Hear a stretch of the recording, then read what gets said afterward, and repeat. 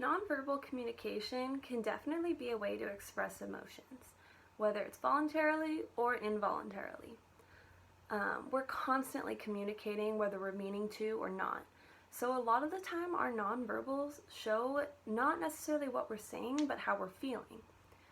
So they don't always match our words, but sometimes they can enhance our words. What is nonverbal communication? Nonverbal communication is communication by means other than words.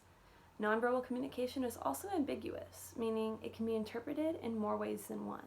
It's not necessarily that person is saying something, they're stating something. It's kind of they're giving off a clue, and it's up to interpretation of the other person. There are a lot of different kinds of nonverbal communication. There's kinesics, oculesics, haptics, vocalics, objectics, proxemics, personal and physical environment, and chronemics. So first of all, kinesics has to do with movement, like body language and posture. Our body language has a lot to do with how we feel in a certain situation. For example, if someone is sitting with their arms crossed and their head down, maybe their legs are together, you can maybe assume that they're feeling uncomfortable in the situation, or maybe they're not confident, versus somebody who is standing with their shoulders back, hands on their hips, with their chest puffed out. That's kind of showing that they're more confident, and it's kind of a power pose, and it really shows how they feel about where they are in that situation. Oculesics has to do with eyes, especially eye contact. Eye contact can often be a big tell about how someone is feeling in a certain situation. For example, avoiding eye contact can show that maybe someone's feeling socially awkward, or maybe they are lying or not lying. You can just tell by their eyes sometimes. Then there's haptics. Haptics have to do with communication through touch. It could be hugging and kissing, or handshakes, fist bumps, high five, anything like that. For example, normally a kiss is a sign of affection and attraction towards somebody,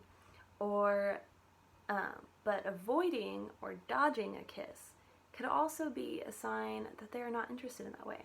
So avoiding touch or pursuing touch are both different ways of showing how that person feels. Then there's vocalics, and these have to do with how things are said. Now, vocal is different from verbal. Verbal are the actual words coming out of the person's mouth or onto paper or through a text. But vocal are just could be the way things are said or different sounds. It's not what is being said, it's how it's being said. So a classic example of this is, say there's a woman and she seems upset, and maybe her friend or her boyfriend says, "Hey, are you okay?" And she might respond with, "I'm fine." But there's a difference between "I'm fine" and "I'm fine." So even though she's saying she's fine, if she says it like "I'm fine," her friend or her significant other may be able to assume that she's not fine, which completely contradicts what she's saying, but her nonverbals are giving a much more realistic portrayal of how her emotions actually are. Then there's objectics. And objectics are materialistic things. It could be clothing, it could be a car or a boat, and sometimes it can really show how somebody is feeling or how they want people to think they feel or are. Clothing has a potential to say a lot about someone. You can get an idea of where they're going, or what they like, or maybe how much money they have. So someone decked out head to toe in designer might be wanting to convey a message that they have a lot of money. And whether that's true or not, just by doing that, there's a chance that they want you to think that about them. And that could be anything about how they feel about themselves. Maybe it's self-esteem, or maybe they want you to feel a certain way about them. But either way, they're conveying a message just by the clothes they're wearing. And then there's proxemics, and that's all about distance. So it could be how close or how far you are next to somebody when communicating with them. So, for example, say you're at a party and you strike up a conversation with someone about sports. you notice that they're inching closer and closer to you as the conversation goes on. And even though where they're sitting is completely unrelated to what they're having to say about sports, their inching closer to you may show interest or attraction, and they may be trying to show that to you without saying it because they're talking about something completely different. Then there's personal and physical environment. Personal and physical environment can definitely portray a message. Say you walk into someone's room and it's spotless, wall to wall, ceiling to floor, not a speck of dust.